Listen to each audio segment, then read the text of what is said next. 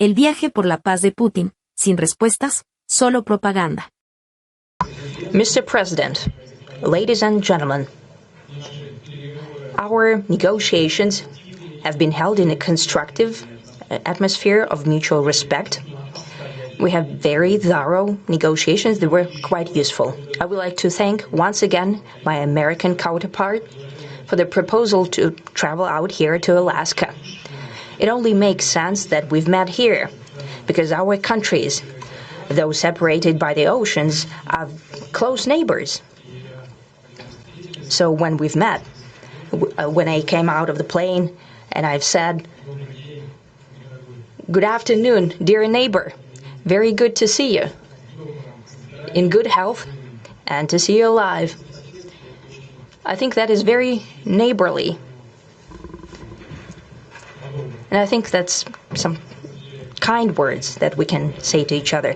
We're separated by the Strait of Bering, though there are 2 islands only between the Russian island and the US island. They're only 4 kilometers apart. We're close neighbors, and it's a fact.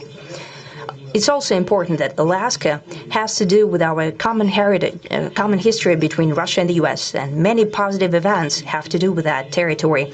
Still, there is tremendous cultural heritage back from the Russian America. For example, Orthodox churches and a lot of more than 700 geographical names of Russian origin. During the Second World War, it was here in Alaska that was the origin of the legendary air bridge for the supply of military aircraft and other equipment under the Lend-Lease program. It was a dangerous and treacherous route over the vast emptiness of ice.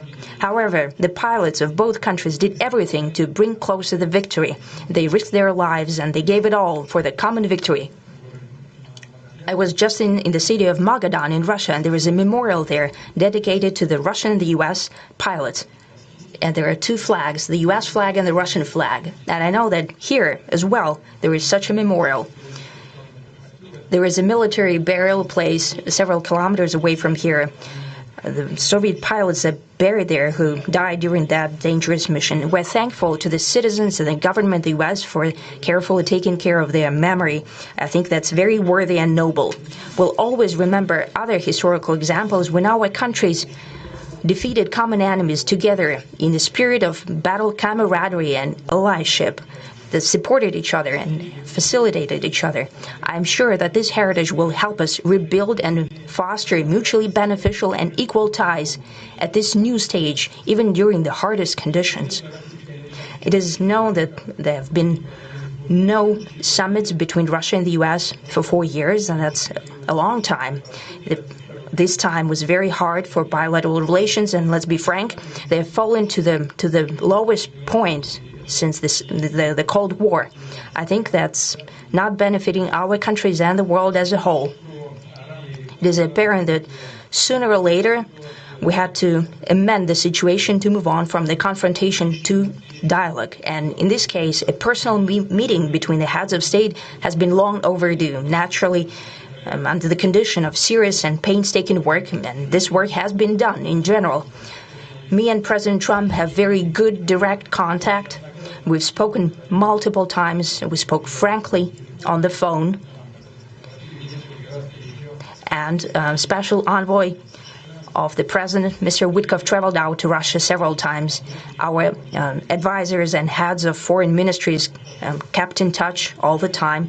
And you know fully well that one of the central issues was the situation around Ukraine. We see the strive of the administration and President Trump personally to help facilitate the resolution of the Ukrainian conflict. And his strive to get to the crux of the matter, to understand this history, is precious. As I've said, the situation in Ukraine has to do with fundamental threats to our security. Moreover, we've always considered the Ukrainian nation, and I've said it multiple times, a brotherly nation. However strange it may sound in these conditions, we have the same roots, and everything that's happening is a tragedy for us and terrible wound.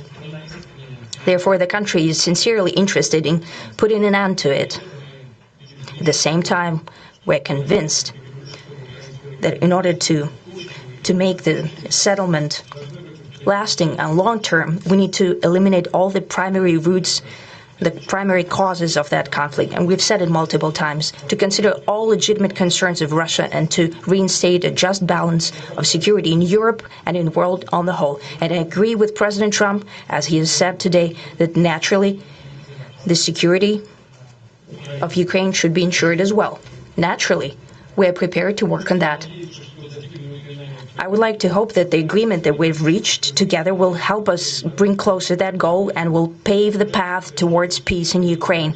We expect that Kiev and European capitals will perceive that constructively and that they won't throw a wrench in the works. They will not make any attempts to use some backroom dealings to conduct provocations to torpedo the nascent progress. Incidentally, when the new administration came to power, bilateral trade started to grow. It's still very symbolic. Still, we have a growth of 20%. As I've said, we have a lot of dimensions for joint work. It is clear that the U.S. and Russian investment and business cooperation has tremendous potential. Russia and the U.S. can offer each other so much in trade, digital, high-tech, and in space exploration.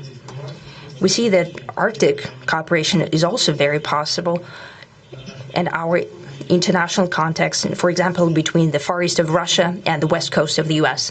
Overall, it's very important for our countries to turn the page, to go back to cooperation. It is symbolic that not far away from here, at the border between Russia and the U.S., there was a so-called international date line. I think you can step over, literally, from yesterday into tomorrow. And I hope we'll succeed in that, in political sphere. I would like to thank President Trump for our joint work, for the well-wishing and trustworthy tone of our conversation. It's important that both sides are result-oriented, and we see that the President of the U.S. has a very clear idea of what he would like to achieve. He sincerely cares about prosperity of his nation. Still, he understands that Russia has its own national interests. I expect that today's agreements will be the starting point, not only for the solution of the Ukrainian issue, but also will help us bring back businesslike and pragmatic relations between Russia and the U.S. And in the end, I would like to add one more thing. I'd like to remind you that in 2022, during the last contact with the previous administration, I tried to convince my previous American colleague that the situation should not be brought to the point of no return when it would come to hostilities. And I said it quite directly back then that it's a big mistake. Today, when President Trump saying that if he was the president back then, there will be no war. And I'm quite sure that it would indeed be so. I can confirm that. I think that overall, me and President Trump have built a very good, businesslike, and trustworthy contact. And I have every reason to believe that moving down this path, we can come, and the sooner the better, to the end of the conflict in Ukraine. Thank you. Thank you. Well, thank you very much, Mr. President. That was very profound. And I will say that I believe we had a very productive meeting. There were many, many points that we agreed on, most of them, I would say, a couple of big ones that we haven't quite gotten there, but we've made some headway. So there's no deal until there's a deal. I will call up NATO in a little while. I will call up the various people that I think are appropriate, and I'll, of course, call up President Zelensky and tell him about today's meeting. It's ultimately up to them. They're going to have to agree with what Marco and Steve and some of the great people from the Trump administration who've come here, Scott and John Ratcliffe, thank you very much. But we have some of our really great leaders. They've been doing a phenomenal job.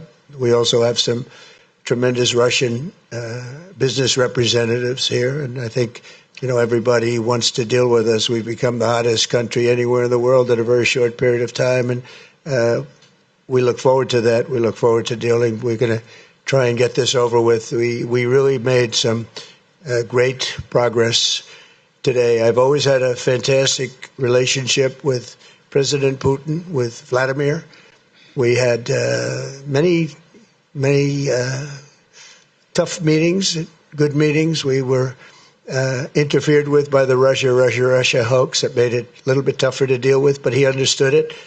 I think he's probably seen things like that during the course of his career. He's seen it all, but we had to put up with the Russia hoax. He knew it was a hoax, and I knew it was a hoax, but what was done was very criminal. But it made it harder for us to deal as a country in terms of the business and all of the things that we'd like to have dealt with. But we'll have a good chance when this is over. So just to put it very quickly, I'm going to start making a few phone calls and tell them what happened. But we had an extremely productive meeting, and many points were agreed to.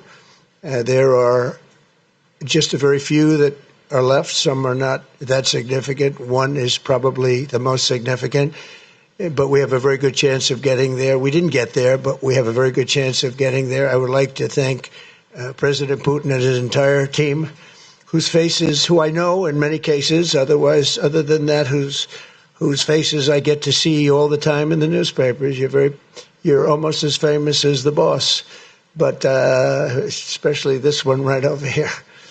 But we had some good meetings over the years, right? Good, productive meetings over the years, and we hope to have that in the future. But let's do the most productive one right now. We're going to stop really 5, 6, 7,000, thousands of people a week from being killed, and President Putin wants to see that as much as I do. So, again, Mr. President, I'd like to thank you very much, and we'll speak to you very soon and probably see you again very soon. Thank you very much, Vladimir. Next time in Moscow. Oh, that's an interesting one. I don't know. I'll get a little heat on that one, but I could see it possibly happening. Thank you very much, Vladimir. And thank you all. Thank you. Thank you. Thank you so much.